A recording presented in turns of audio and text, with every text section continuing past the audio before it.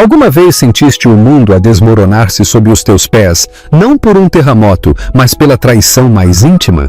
Isto não é um conto de fadas. Para Valentina Pereira foi um pesadelo acordada.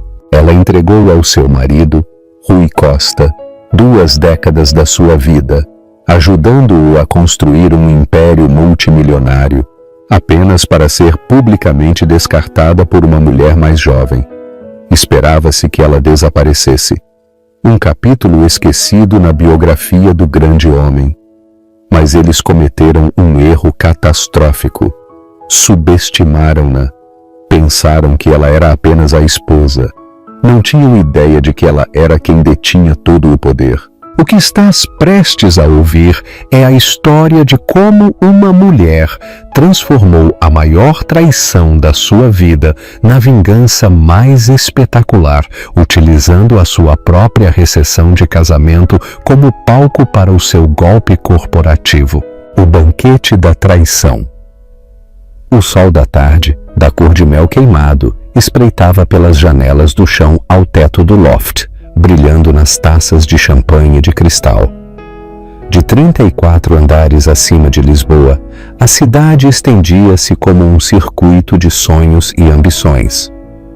Durante 20 anos, esta tinha sido a vista de Valentina Pereira, mas hoje sentia-se estranha, uma paisagem da vida de outra pessoa. O champanhe na sua mão há muito que arrefecera. As suas bolhas tinham desaparecido. Do outro lado da cavernosa sala de estar, um espaço decorado em tons estéreis de cinzento e cromado, que sempre parecera mais um lobby corporativo do que um lar, o seu marido, Rui Costa, monopolizava as atenções. Ele era um homem esculpido pelo sucesso, o seu fato feito à medida incapaz de esconder a energia crua e incansável que o impulsionara de analista júnior a CEO da Global Logística, um gigante logístico mundial. A sua risada, um som trovejante que sempre exigia atenção, ecoava pelos pisos de mármore. Ele estava a celebrar o fecho do Acordo do Olival, uma aquisição multimilionária que colocaria a Global Logística na capa da expansão mais uma vez. Valentina observava-o, um fantasma na sua própria festa. Ela planeara este evento como planeara todos, com uma precisão meticulosa e invisível. Selecionara o serviço de catering com estrelas Michelin. Vindo de Paris, aprovou os arranjos florais de orquídeas brancas estéreis e selecionou a lista de convidados de titãs da indústria e as suas deslumbrantes e ambiciosas esposas. Era a cônjuge corporativa perfeita, elegante, equilibrada e completamente silenciosa. Um belo acessório vivo da grandeza do seu marido. O seu olhar desviou-se para a mulher que estava demasiado perto de Rui, Clara Ribeiro. Clara era a diretora de relações públicas da empresa, uma mulher com metade da idade de Valentina, com uma ambição que ardia nos seus olhos como uma chama piloto. Ela era toda ângulos afiados e beleza moderna, com um elegante corte bob preto e um sorriso ao mesmo tempo predador e deslumbrante. Tocou o braço de Rui enquanto ele ria da sua piada, um gesto casual e possessivo que enviou um calafrio familiar ao coração de Valentina. Isto estava a acontecer há 2 anos. No início foi apenas um sussurro, uma mudança no horário de Rui, o aroma de um perfume diferente nas suas camisas. Depois vieram as reuniões noturnas, as viagens de negócios repentinas. Valentina vira os extratos do cartão de crédito, as reservas de hotel para 2, em cidades onde a Global Logística não tinha negócios. Vira a forma como Clara olhava para o seu marido, não com a discreta associação de uma colega, mas com o brilho triunfante de uma conquistadora. Valentina não dissera nada. O que havia para dizer? No seu mundo, o dever principal de uma esposa era manter as aparências. Um divórcio desarrumado, um escândalo público, era mal para a marca. Rui era a marca, e ela, por extensão, era a sua guardiã silenciosa e sorridente. Então ela desempenhou o seu papel, organizando os seus jantares, sorrindo ao seu lado e lentamente, silenciosamente, morrendo dentro da sua jaula dourada. A festa começou a dispersar-se à medida que a tarde se transformava em noite. As luzes da cidade lá embaixo piscavam como um mar de estrelas distantes. Finalmente, apenas os três permaneceram na vasta e silenciosa sala.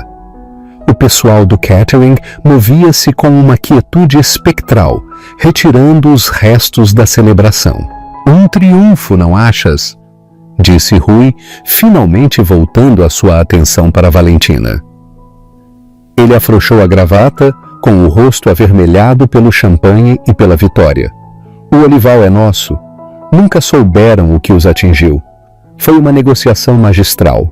Certamente foi, acrescentou Clara, a sua voz um suave ronronar. Aproximou-se do bar e serviu-lhe um uísque. Os seus movimentos fluidos e seguros não ofereceu a Valentina. Certamente foi, respondeu Valentina, a sua voz impassível. Colocou a sua taça de champanhe intocada num tabuleiro que passava. Parabéns. Rui pegou no uísque de Clara. Os seus dedos roçaram os dela. Deu um longo gole. Os seus olhos encontraram os de Valentina por cima da borda do copo. Havia algo diferente no seu olhar naquela noite. Não o habitual desinteresse casual, mas uma frieza decisiva e final. Valentina, precisamos conversar, disse ele. Clara sorriu. Um brilho de vitória atravessou o seu rosto antes que o transformasse numa expressão de falsa simpatia. Deu um passo para trás, posicionando-se perto da lareira. Uma testemunha silenciosa da execução. Acho que é hora de todos sermos honestos, continuou Rui a passear em frente à janela. Este arranjo entre nós não tem funcionado há muito tempo. Temos vivido vidas separadas sob o mesmo teto. É uma farsa. Valentina permaneceu em silêncio, com as mãos entrelaçadas à sua frente. Sentia-se estranhamente tranquila, como um marinheiro quando a tempestade que tem vindo a rastrear no horizonte finalmente rebenta. Estou apaixonado por Clara, disse ele as palavras cruas e brutais. Quero estar com ela. Quero construir uma vida real, uma vida apaixonada. Estou cansado disto.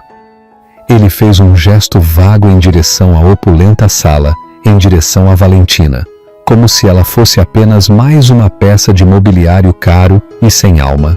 Entendo, disse Valentina. A sua voz não traía emoção alguma. Instruí os meus advogados da Mendes e Silva para que redigissem os papéis do divórcio, continuou Rui, ganhando impulso agora que as palavras mais difíceis tinham saído. Eles entrarão em contato com os teus. Tenho a intenção de ser generoso, claro. Estarás muito confortável. Um corte limpo é o melhor. Ele olhou para ela, esperando lágrimas, uma cena, uma súplica. Não viu nada disso. Apenas viu uma estranha e inquietante quietude. Foi Clara quem quebrou o silêncio, dando um passo à frente e colocando uma mão no ombro de Rui. Não queríamos magoar-te, Valentina, disse, a sua voz a pingar com uma tristeza insincera. Simplesmente não podíamos lutar contra isto. O amor é o amor. O olhar de Valentina desviou-se para Clara e pela primeira vez naquela noite um vislumbre de algo cru e poderoso apareceu nos seus olhos. Não era tristeza. Era algo muito, muito mais frio. Tens razão, disse Valentina suavemente, as suas palavras flutuando no ar como geada. Não se pode lutar contra isso e deve-se ser sempre honesto. Ela levantou-se, a sua postura imponente. Obrigada pela tua honestidade, Rui. Esperarei pelos papéis dos teus advogados. Ela virou-se e saiu da sala. Os seus passos ecoavam suavemente no mármore. Não olhou para trás. Não precisava. A imagem já estava gravada na sua mente. O seu marido e a sua amante parados juntos no monumento a uma vida que ela ajudara a construir, parecendo em todos os aspectos um rei e uma rainha a inspecionar o seu novo reino. Mas os reinos, Valentina sabia, podiam cair e raramente viam a mão que os derrubava até que fosse tarde demais. Pausa para pensar. Qual o teu sentimento sobre a calma de Valentina? Achas que a sua reação a torna mais forte ou apenas mais misteriosa? Comenta a tua perspectiva. A semente da vingança. No dia seguinte à festa chegaram os papéis do divórcio. Foram entregues por um mensageiro rápido e impessoal e pousaram com um suave baque na antiga secretária de Mogno no ateliê privado de Valentina. Esta sala, escondida numa ala tranquila do loft, era o seu santuário. Ao contrário do resto do apartamento, era quente e pessoal, cheia de livros, mapas antigos e o suave e reconfortante aroma a papel velho e chá de verbena-limão. Este era o único espaço onde Rui nunca entrava, descartando-o como desarrumado e improdutivo. Foi aqui que residia a verdadeira Valentina Pereira. Ela não abriu o grosso envelope da Mendes e Silva de imediato. Em vez disso, sentou-se por um longo momento a olhar para o nome da firma de advogados, os Dobermans de Rui, conhecidos pela sua abordagem agressiva e sem prisioneiros no direito corporativo e de divórcio. Ele esperava que ela contratasse uma firma comparável, preparando o cenário para uma batalha amarga e prolongada pelos ativos que, em última análise, terminaria com ela a assinar um lucrativo, mas demolidor, acordo de confidencialidade. Ele pensava que conhecia o jogo. Não tinha ideia de que ela estava a jogar um completamente diferente. Finalmente, ela pegou no seu telefone, mas não ligou para um advogado de divórcio. Marcou um número que não estava guardado nos seus contactos, um número que memorizara há anos. Tocou 2 vezes antes de uma voz seca e tranquila atender. Sim, Fidel, disse Valentina, a sua própria voz firme. É hora. Houve uma pausa do outro lado, depois uma risada suave. Devo admitir que começava a perguntar-me se ele seria alguma vez tolo o suficiente para fazer a sua jogada. O acordo do Olival, suponho. O ego está suficientemente inflado. Fidel Noronha era o assessor mais confiável do avô de Valentina, um homem que fora o advogado principal da Valores Eternos Capital durante 40 anos. O seu avô, um lendário investidor chamado Dom Arthur Pereira, não só lhe deixara uma fortuna, como lhe deixara uma educação. Enquanto Rui aprendia a subir a escada corporativa, Dom Arthur ensinara a Valentina como ser dona de todo o edifício. Ele ensinara-lhe sobre sociedades fantasma, votos por procuração e a arte subtil de alavancar o poder a partir das sombras. Suficientemente é pouco dizer, respondeu Valentina, um vislumbre de sorriso nos seus lábios. Ele anunciou as suas intenções ontem à noite, ele e a sua diretora de Relações Públicas, Clara Ribeiro, quer um corte limpo. Terá um corte, disse Fidel com ironia, mas duvido que o ache limpo. O fideicomisso Pereira está completamente maduro. As tuas ações com direito a voto na Global Logística agora ascendem a 51,8%. O bloco final foi adquirido discretamente na terça-feira passada, usando a sociedade fantasma Investimentos do Norte. Ele é, para todos os efeitos, o teu empregado. Valentina fechou os olhos. Uma onda de satisfação a invadiu. Durante anos, seguindo as instruções póstumas do seu avô, geridas pelo sempre leal Fidel, ela usara a sua herança para comprar sistemática e silenciosamente ações na empresa do seu próprio marido. Começara como uma rede de segurança, uma estratégia que o seu avô insistira quando ela se casou pela primeira vez com o encantador e ambicioso Rui. Nunca deixes a tua segurança nas mãos de um homem, querida, ele dissera-lhe, que descanse numa carteira diversificada e numa participação de controlo. Com os anos, à medida que a ambição de Rui se transformava em arrogância e os seus afetos se desviavam, A estratégia defensiva transformara-se lentamente numa ofensiva. Ela vira-o alavancar a empresa ao máximo para empreendimentos arriscados como o Acordo do Olival. Tudo enquanto ele se sentia confortavelmente seguro na sua própria genialidade percebida. Nunca se deu ao trabalho de verificar a estrutura de propriedade da miríade de firmas de investimento mais pequenas que possuíam as ações da sua empresa. Estava demasiado ocupado a olhar para os títulos para ler as letras pequenas. "Quero proceder exatamente como discutimos, Fidel", disse Valentina, a sua voz agora nítida com propósito. "Sem movimentos bruscos, sem anúncios hostis.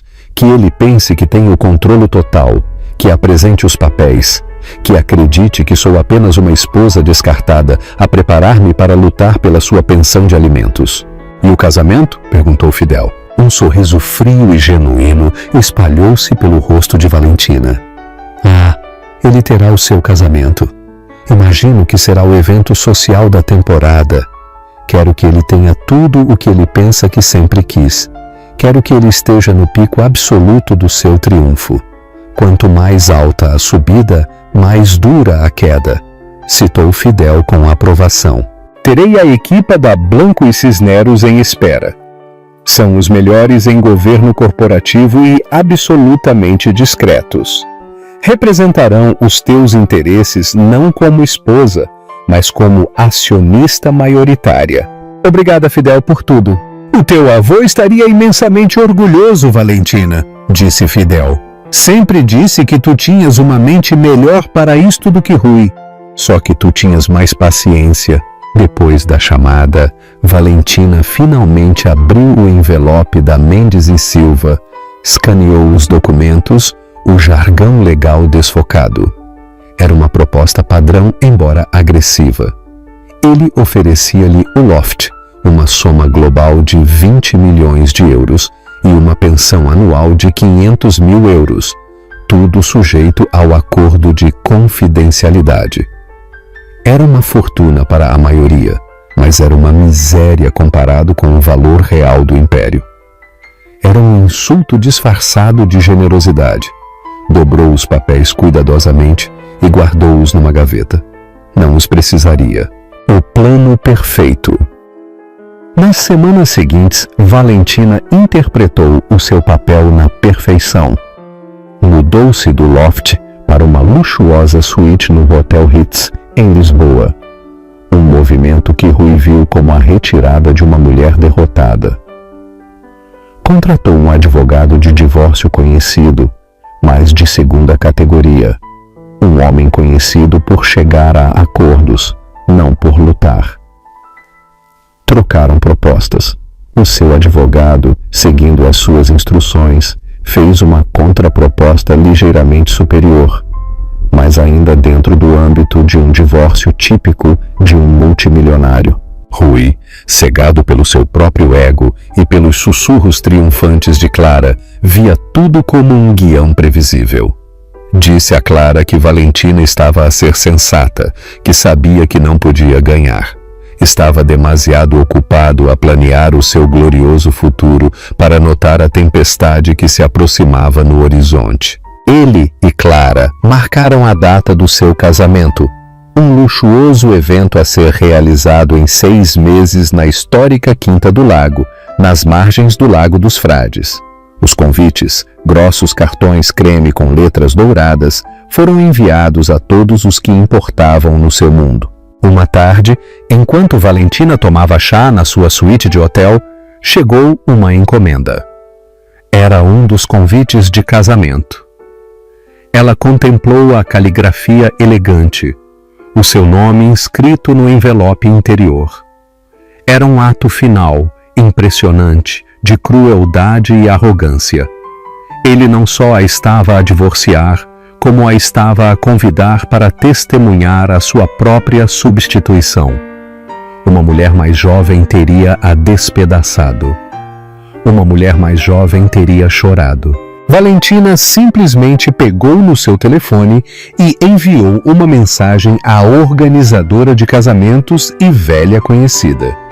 Querida Genoveva, escreveu, fiquei muito comovida ao receber o convite. Claro que estarei lá. Não o perderia por nada neste mundo. Depois enviou outra mensagem de texto, desta vez a Fidel. O convite chegou. O palco está montado, respondeu ele momentos depois. Excelente. Todos os ativos estão em posição. O conselho foi preparado.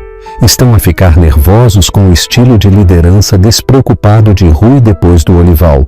Estão prontos para uma mudança. Tudo o que precisam é que um novo líder surja. Valentina olhou pela janela para a cidade. Já não parecia tão estranha. Parecia um reino à espera da sua verdadeira rainha. Pausa para pensar. Achas que a estratégia de Valentina é genial ou demasiado cruel? O que farias se estivesses no lugar dela? Partilha a tua opinião. A queda no altar. O dia do casamento amanheceu com um céu de azul brilhante e imaculado. Uma perfeita falácia para o estado de espírito de Rui Costa. Ele sentia-se no topo do mundo. Um rei moderno prestes a casar com a sua rainha e a solidificar a sua dinastia. A Quinta do Lago era um testemunho do seu poder. Os seus extensos jardins estendiam-se até à brilhante extensão do Lago dos Frades. Ele não poupara despesas. Um quarteto de cordas tocava Vivaldi enquanto os convidados chegavam. O ar estava impregnado com o aroma de milhares de rosas brancas importadas. E o champanhe fluía das fontes que ladeavam a grande entrada. Clara era deslumbrante num vestido Vera Wang feito à medida. Uma criação de seda e renda que se ajustava à sua figura esguia. O seu sorriso era incandescente. Os seus olhos brilhavam com a luz de uma vencedora. Ela tinha vencido. Tinha suplantado a tranquila e elegante Valentina. E agora estava ao lado do homem que controlava uma das corporações mais formidáveis do país. Hoje era a sua coroação. A lista de convidados era um quem é quem das finanças, política e indústria. Os membros do Conselho da Global Logística misturavam-se com gestores de fundos de cobertura e senadores. Felicitavam Rui, elogiando a sua bela noiva e os seus recentes triunfos comerciais. Os sussurros sobre o seu divórcio eram apenas isso, sussurros tingidos de uma admiração relutante pela audácia do homem. Ele tinha gerido tudo tão bem, tão eficientemente. E então, precisamente quando a cerimônia estava prestes a começar, uma onda silenciosa de choque percorreu a multidão. Um Bentley preto discreto e impossivelmente elegante deslizou pelo longo caminho de gravilha. O motorista, um homem que conduzia para a família de Valentina há 30 anos, abriu a porta. Valentina saiu. Não ia vestida de preto, a cor tradicional do luto ou do desprezo. Em vez disso, usava um fato de seda azul safira feito à medida, ajustado na perfeição. Era um fato de poder, não um vestido de vítima. O seu cabelo estava preso num coque impecável e um único e magnífico colar de safira. A lendária Estrela de Lisboa, uma relíquia da família Pereira, repousava no vale do seu pescoço. Era uma peça que Rui sempre cobiçara, um símbolo da riqueza e do poder do velho mundo que ele nunca conseguiu alcançar. Ela não parecia uma mulher desprezada, mas uma mulher no comando. Um silêncio apoderou-se dos convidados. As mandíbulas caíram literalmente. Rui, de pé no altar, sentiu um choque, como se o dia impecável se tivesse rachado de repente. Ele não acreditava realmente que ela viria. Ele enviara o convite como um último golpe triunfante, uma forma de sublinhar a sua vitória. Ele esperara que ela o recusasse, ou melhor ainda, que o ignorasse, confirmando a sua irrelevância. A sua presença ali, com aquele aspecto, era um ato de desafio que ele não conseguia compreender. O sorriso perfeito de Clara vacilou. Um brilho de insegurança, quente e inoportuno, percorreu-a. Este era o seu dia. O que estava ela a fazer ali, com um aspecto tão régio, era inquietante. Valentina deslizou entre a multidão, a sua expressão serena oferecendo sorrisos educados e conhecedores aos rostos familiares que a olhavam com uma mistura de pena e espanto. Acenou para os membros do conselho, homens que se sentaram na sua sala de jantar e elogiaram as suas habilidades como anfitriã. Viu as perguntas nos olhos deles, os súbitos recálculos.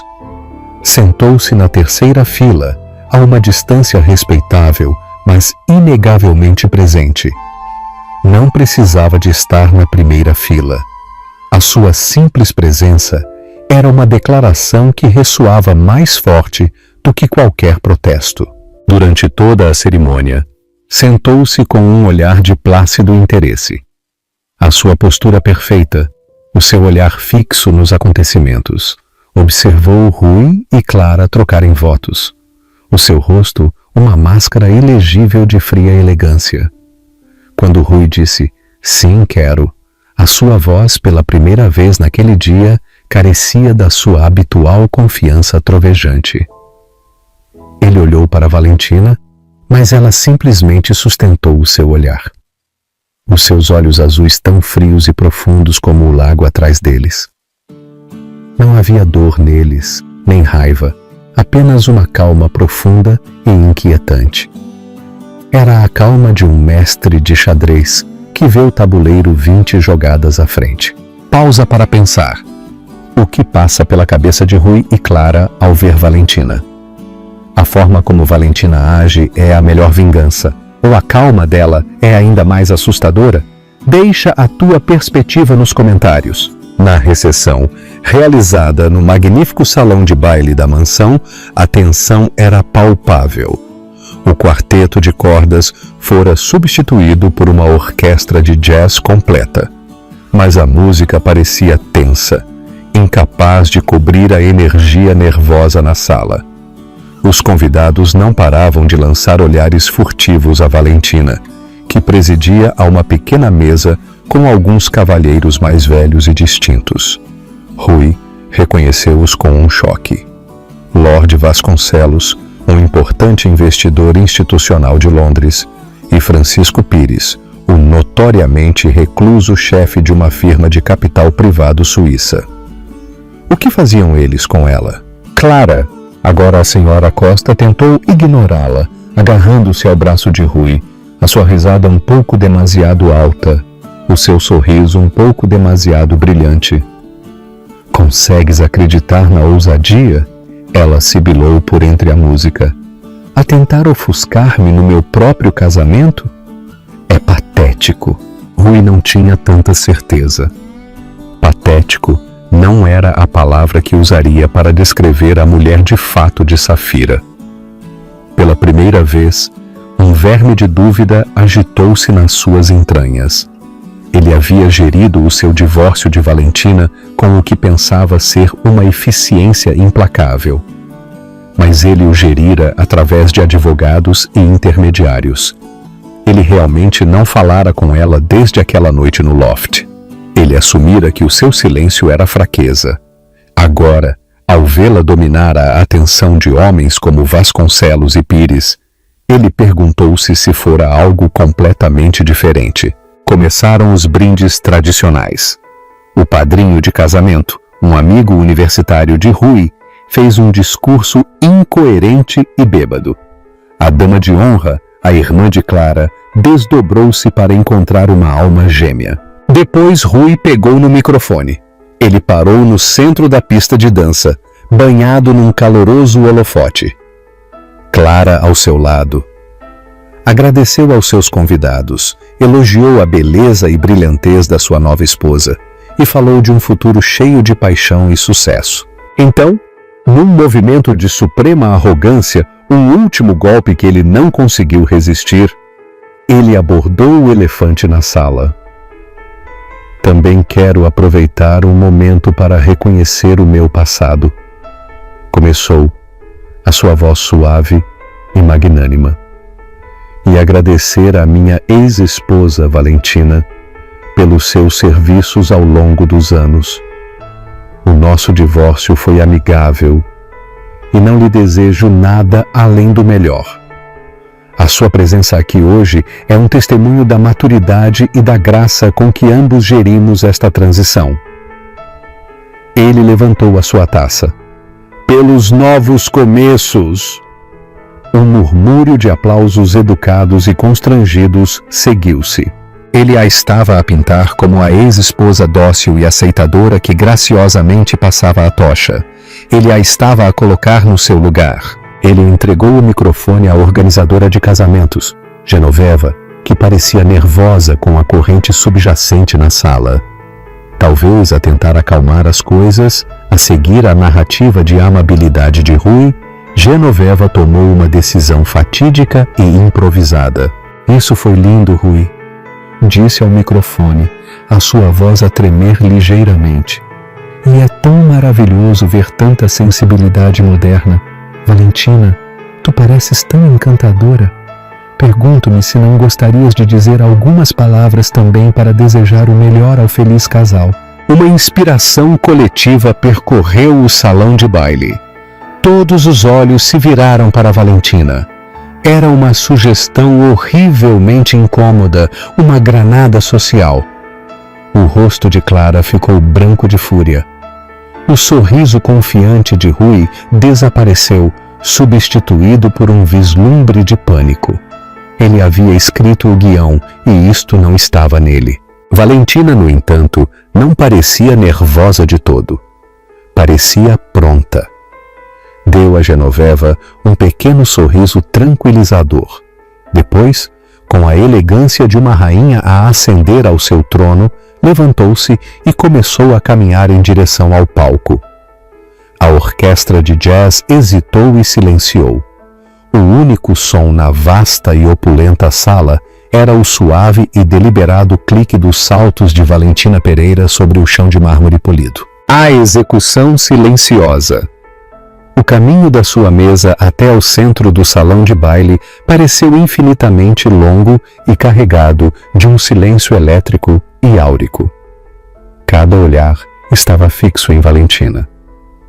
O ar, que momentos antes estivera cheio de música e conversas, agora estava tão parado e pesado que parecia os momentos antes de um relâmpago.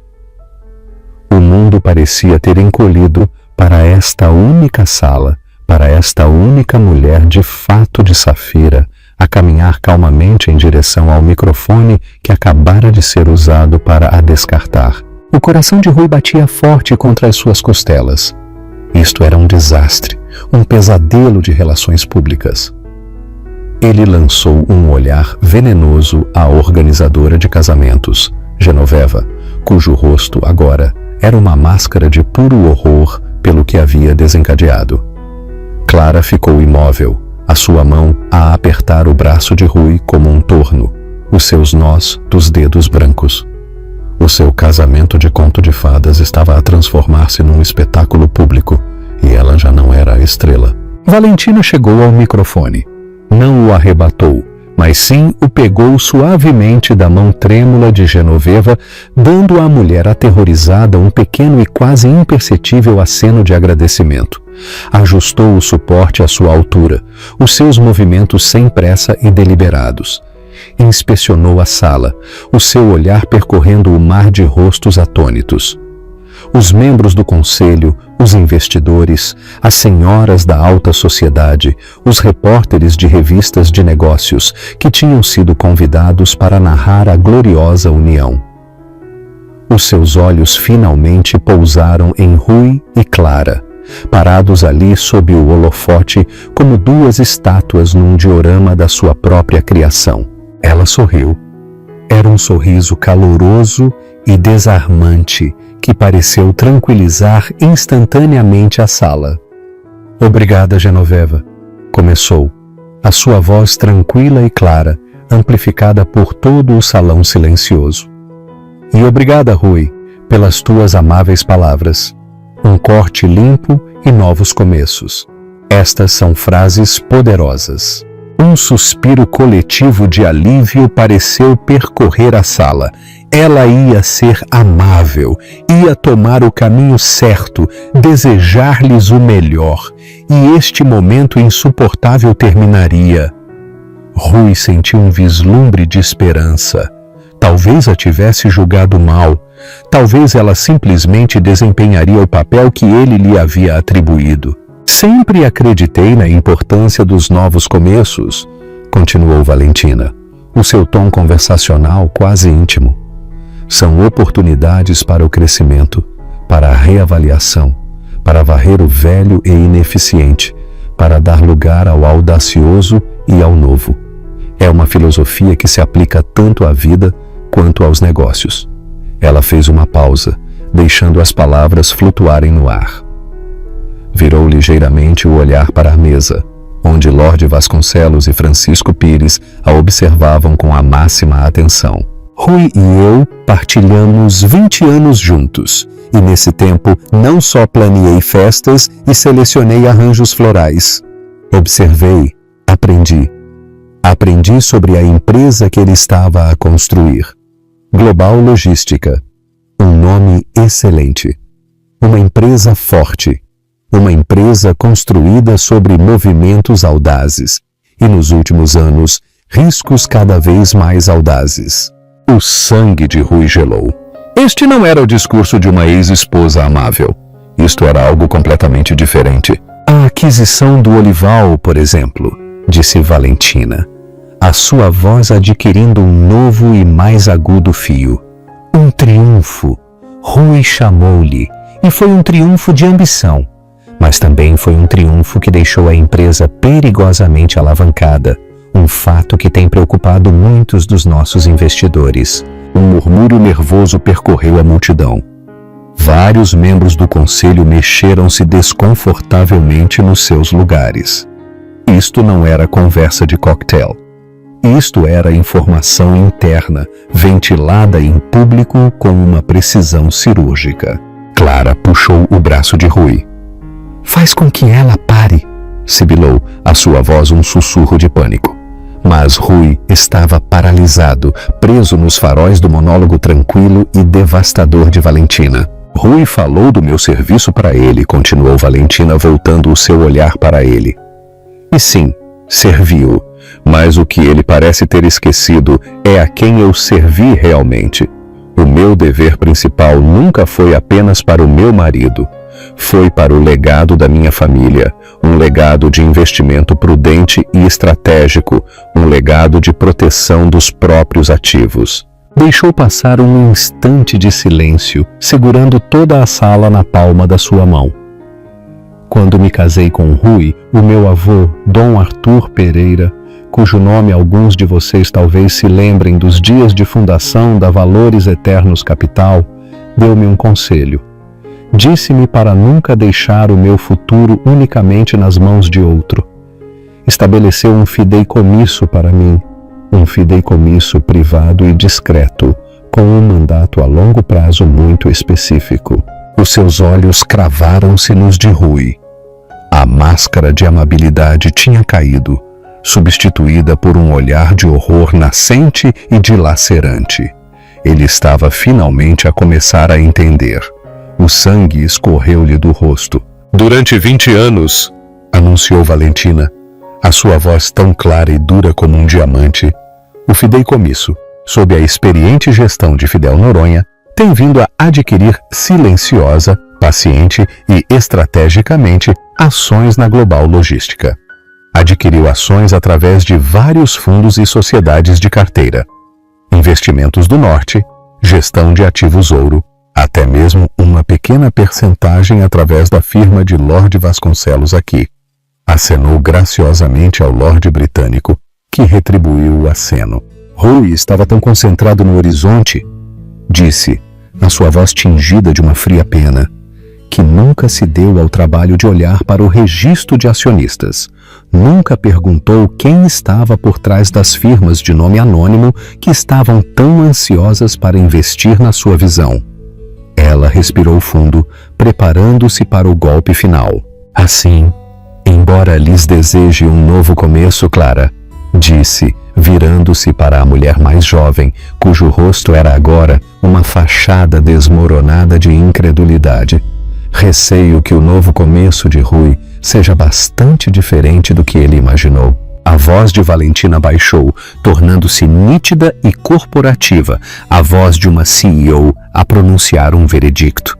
A partir da terça-feira passada, o último bloco de ações foi adquirido, o que significa que o Fideicomisso Valentina Pereira é agora o acionista maioritário da Global Logística, com uma participação de controlo de 51,8%.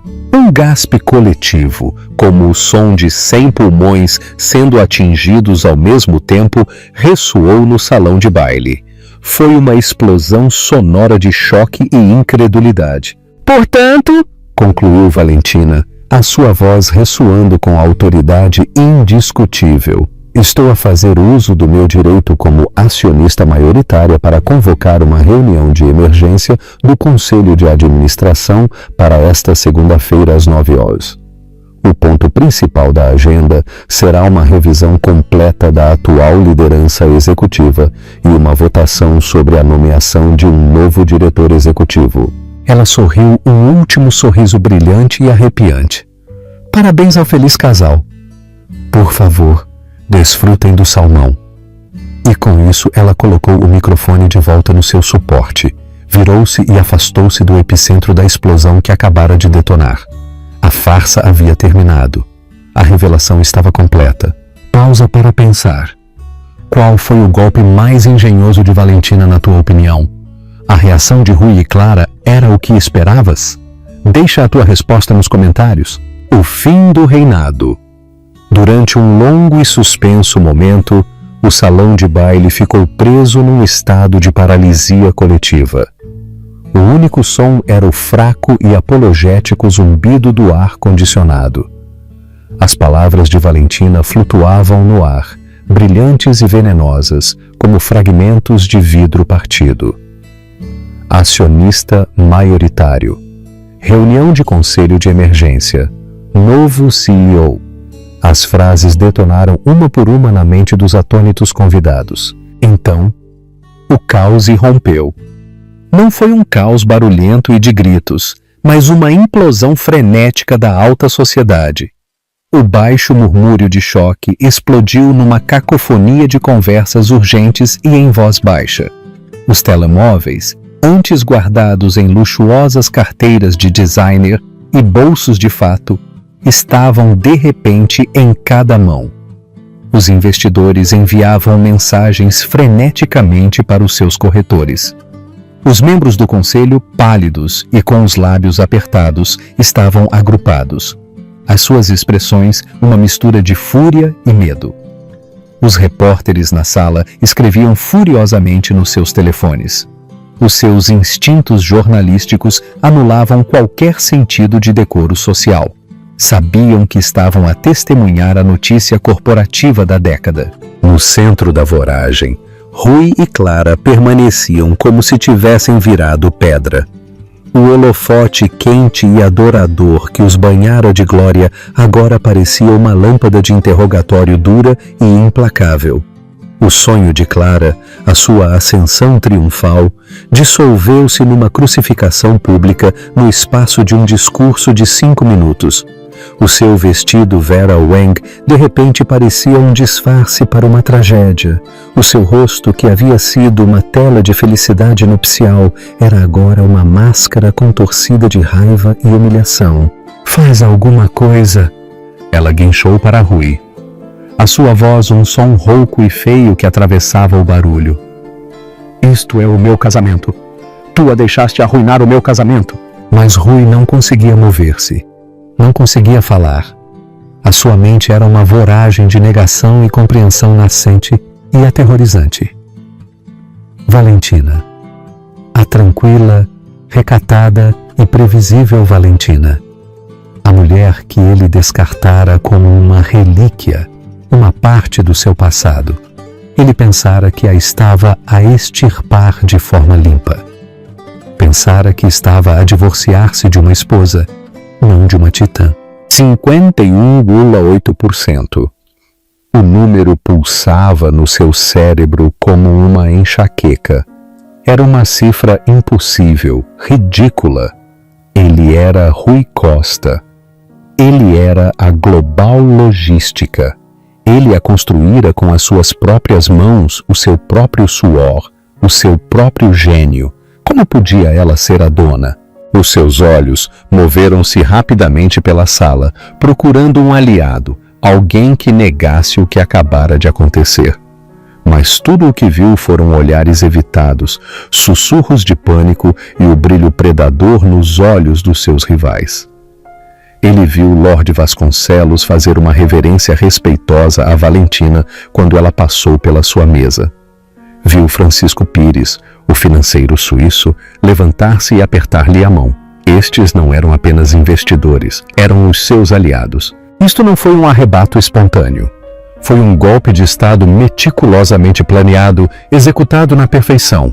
Enquanto isso, Valentina movia-se através do caos com a serena calma de um galeão, navegando através de uma tempestade que ela mesma havia provocado. Não se apressou para a saída. Deslizou um retrato de poder intocável.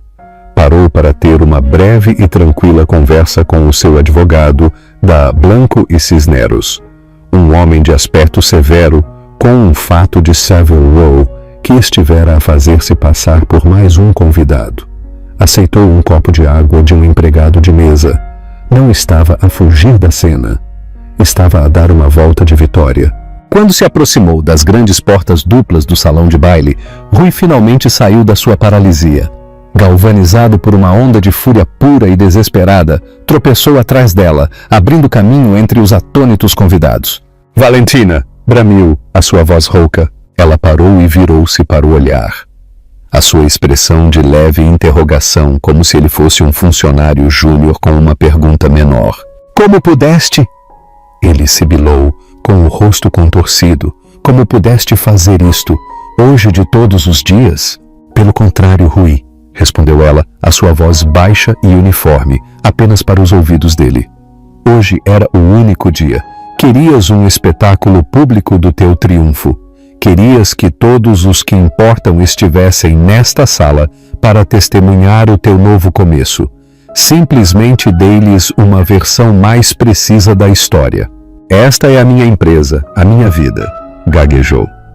A sua fachada de sofisticação cuidadosamente construída desmoronava-se completamente. "Não, Rui," corrigiu ela suavemente, mas com uma espinha dorsal de aço.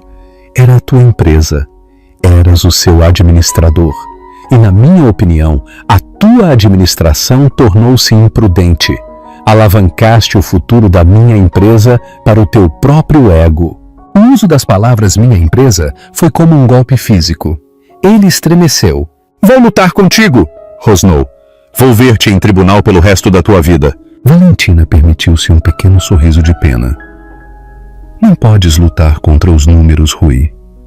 Os teus advogados da Mendes em Silva são excelentes em procedimentos de divórcio, mas suspeito que estão prestes a ser superados. A minha equipa da Blanco e Cisneros, por outro lado, são especialistas em governo corporativo e direitos dos acionistas. Os estatutos são bastante claros. A votação de segunda-feira é uma formalidade. Podes comparecer à reunião do conselho como o CEO cessante, ou podes apresentar a tua demissão de antemão. A escolha é tua. De qualquer forma, desocupa o teu escritório antes do meio-dia." Clara o havia seguido com o rosto cheio de lágrimas, a máscara esborratada. "Bruxa!" ela gritou para Valentina. "Bruxa calculista e amargurada!" O olhar de Valentina pousou em Clara, e os últimos vestígios de calor desapareceram, deixando um frio ártico. "Queria ser a rainha deste reino, querida," disse Valentina suavemente. "Devias ter investigado quem era o verdadeiro dono do trono. Casaste-te com um homem, mas cobiçavas um imperador. Suponho que ficarás com o homem, mas tenho quase a certeza de que o império era o que realmente procuravas. Com esse último e devastador golpe, Valentina virou as costas aos restos das suas vidas. O seu motorista esperava-a, a porta do Bentley aberta. Ela deslizou para dentro, sem olhar para trás. Enquanto o carro se afastava, ela podia vê-los através da janela fumada. Rui Costa, o titã da indústria, de pé, atordoado e destruído na entrada do seu próprio casamento arruinado. A sua noiva chorosa agarrada ao braço de um homem que no espaço de uma tarde perdera tudo o que realmente lhe importava. O golpe de Estado estava completo. O reinado de Rui Costa havia terminado. O reinado de Valentina Pereira acabara de começar. Pausa para pensar. Qual o teu veredito para Clara? Ela mereceu o que lhe aconteceu? Deixa a tua perspectiva nos comentários. A nova era. O casamento na Quinta do Lago não só terminou, implodiu. Seria lembrado para sempre nos anais da alta sociedade lisboeta como o Golpe Pereira. Antes que o Bentley de Valentina tivesse chegado ao final do longo caminho de Gravilha, o primeiro alerta de notícias chegou aos telefones da elite financeira mundial. Valentina Pereira Costa anuncia participação de controlo de 51,8% na Global Logística na recepção de casamento do seu marido CEO. Convocada a reunião de conselho de emergência. A história espalhou-se como um incêndio pelas veias digitais da economia global. Todos enviaram os seus principais jornalistas para trabalhar com os telefones, ligando a cada convidado, cada membro do conselho, cada analista que conheciam. A narrativa era irresistível. A esposa desprezada, a vingança pública, a aquisição corporativa. Foi um drama de proporções shakespearianas desenrolado no mundo da logística multimilionária. Para segunda-feira de manhã, a história era a notícia de primeira página. Fotos de Valentina, parecendo incrivelmente serena no seu fato de safira, justapunham-se com fotos de um Rui emaciado e atordoado e uma Clara chorosa. O mercado que ama a estabilidade e aborrece o vazio já estava a reagir. Os futuros pré-mercado para a Global Logística, GLX, estavam em queda livre.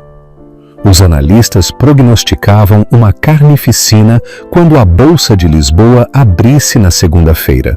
Rui e Clara passaram a sua noite de núpcias não numa luxuosa suíte de lua de mel, mas na estéril sala de conferências da Mendes e Silva, rodeados de advogados frenéticos. Os Dobermans estavam em estado de choque. Haviam se preparado para um divórcio padrão, embora de alto valor.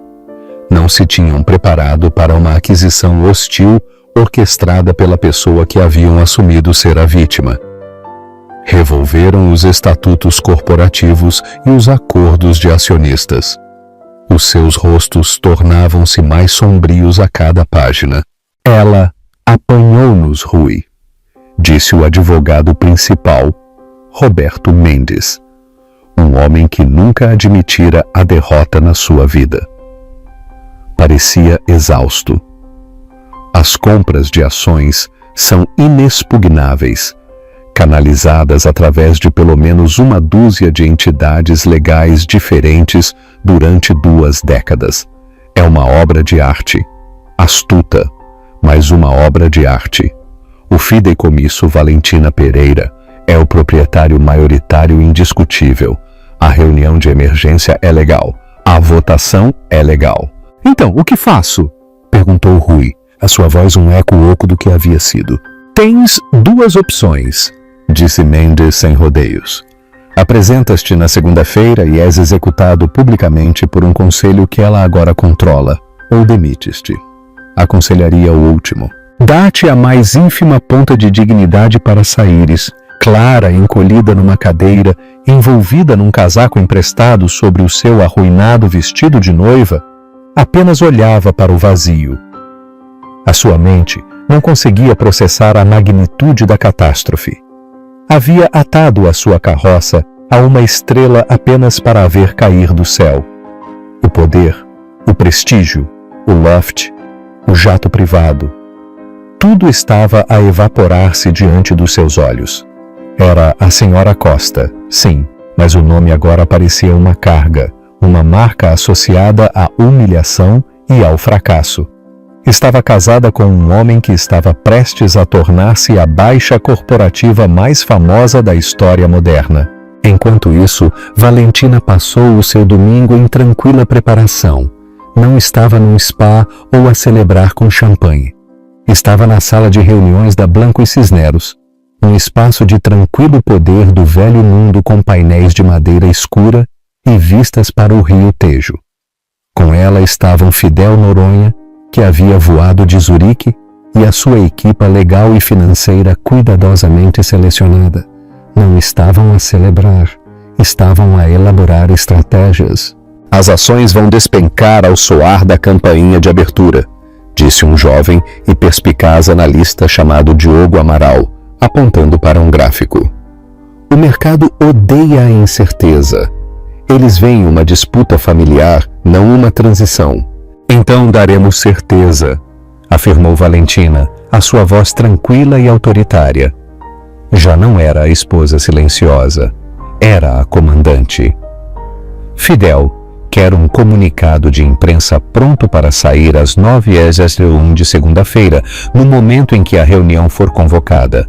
Anunciará a minha nomeação como CEO interina com efeito imediato.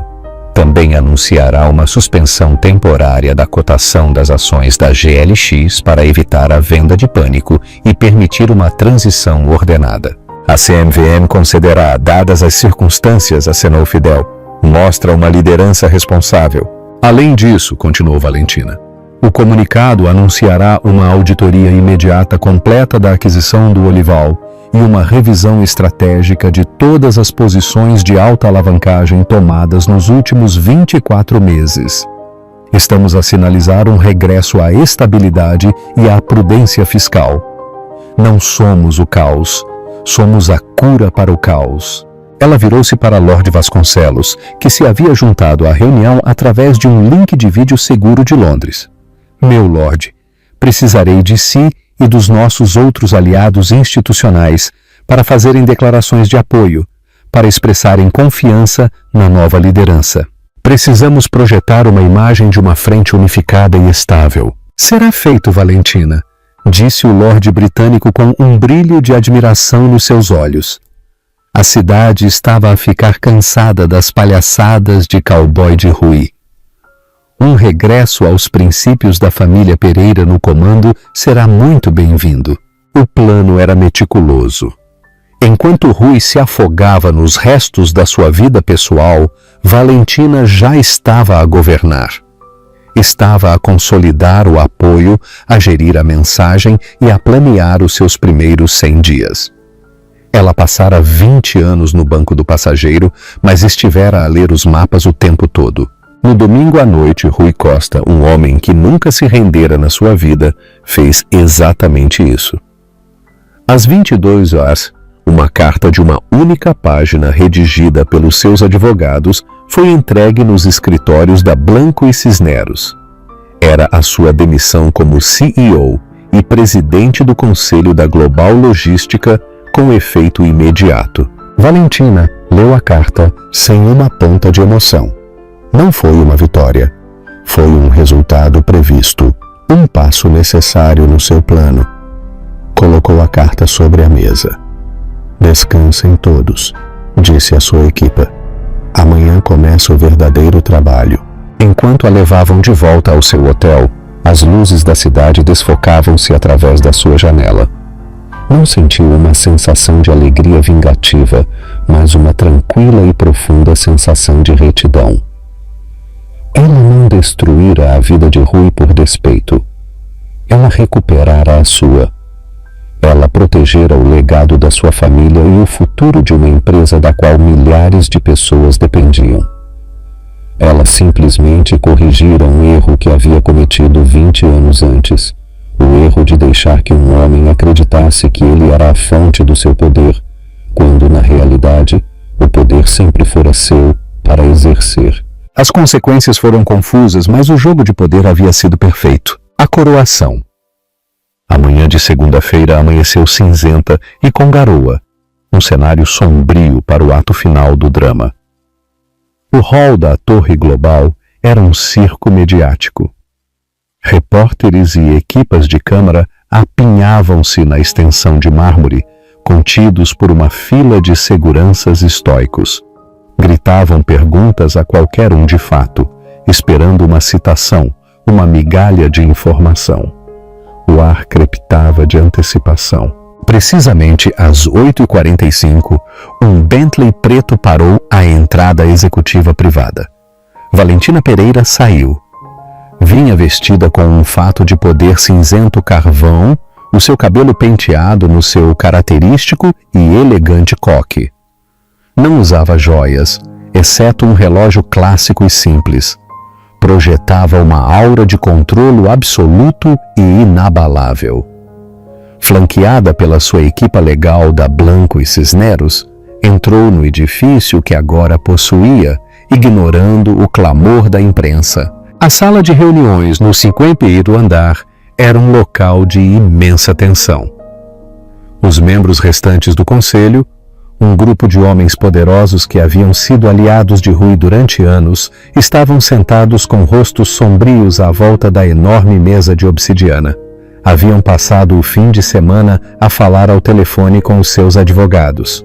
Sabiam que haviam sido superados e a sua lealdade, sempre um cálculo pragmático, estava a mudar para o novo centro de poder. Às 9 em ponto, Valentina entrou na sala. Fidel Noronha estava ao seu lado. Não ocupou a cadeira do CEO na cabeceira da mesa. Em vez disso, sentou-se no centro. Um sinal subtil, mas claro de que este era um novo tipo de liderança. Bom dia, senhores, disse a sua voz, preenchendo a sala em silêncio.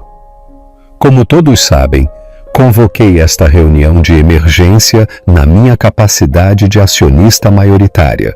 Recebemos e aceitamos a demissão do senhor Rui Costa. Ela deslizou uma cópia da carta de demissão pela mesa polida. A primeira ordem do dia é restaurar a estabilidade e a confiança nesta empresa.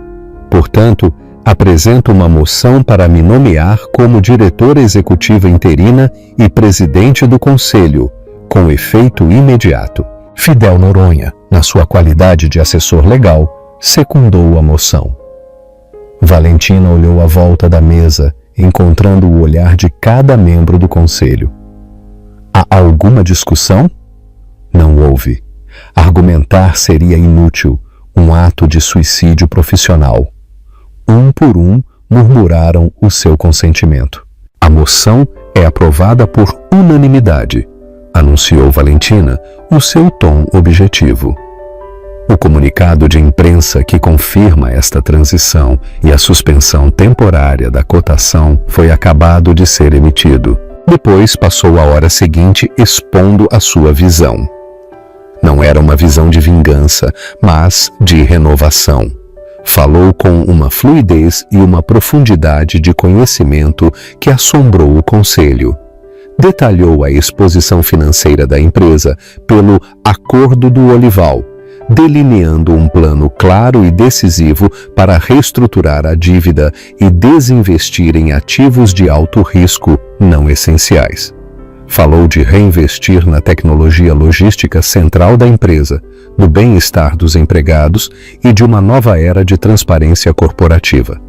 Não era apenas o dinheiro, era a mente. Ela estivera a estudar esta empresa durante 20 anos, não como esposa, mas como uma proprietária em espera. Rui foi um construtor, concluiu, o seu tom ponderado, quase generoso. Mas no final, o seu ego superou a sua visão.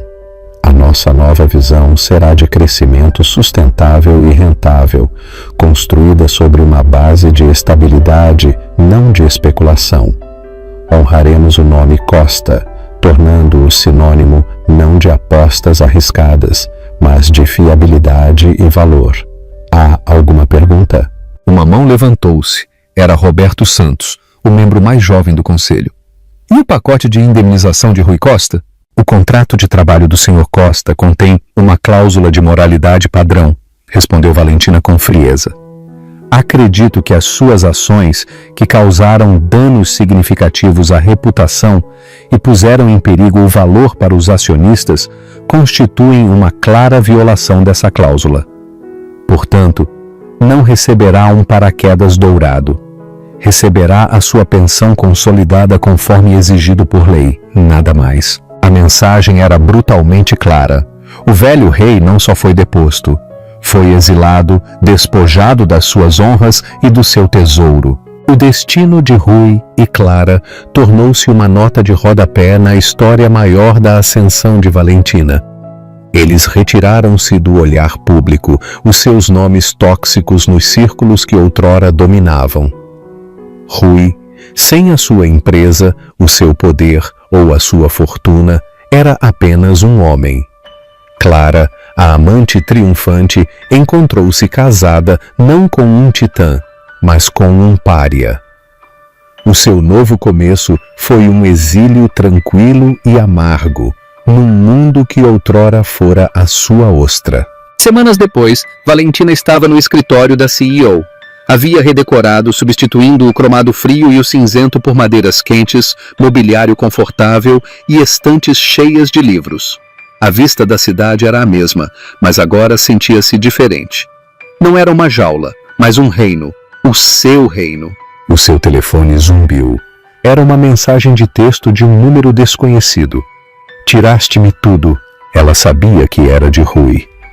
Por um momento sentiu um vislumbre da velha vida, o fantasma da mulher que havia sido. Depois apagou a mensagem sem responder. Já não tinha tempo para o passado. Virou-se para a janela, olhando para a vasta cidade que se estendia lá embaixo. Uma paisagem de desafios e oportunidades. O reinado de Valentina Pereira acabara de começar. O que achas deste desfecho para Rui e Clara? Foi justo? Deixa a tua opinião nos comentários. A vingança silenciosa. E assim, Valentina Pereira reescreveu a sua própria história. Transformou a máxima traição na máxima vitória, demonstrando que a pessoa mais silenciosa da sala costuma ser a mais poderosa. A sua história é um lembrete cru e apaixonante de que o valor de uma pessoa nunca se define pelo seu parceiro e que a melhor vingança não é barulhenta e desordenada, é estratégica, silenciosa e absoluta. Ela não só se vingou, conseguiu tudo. Qual foi o plano magistral de Valentina que mais te impressionou? A sua vingança foi justificada? Deixa-nos saber a tua opinião nos comentários abaixo. Para que nunca percas uma atualização nossa, dá gostei e subscreve. Obrigada por ouvires.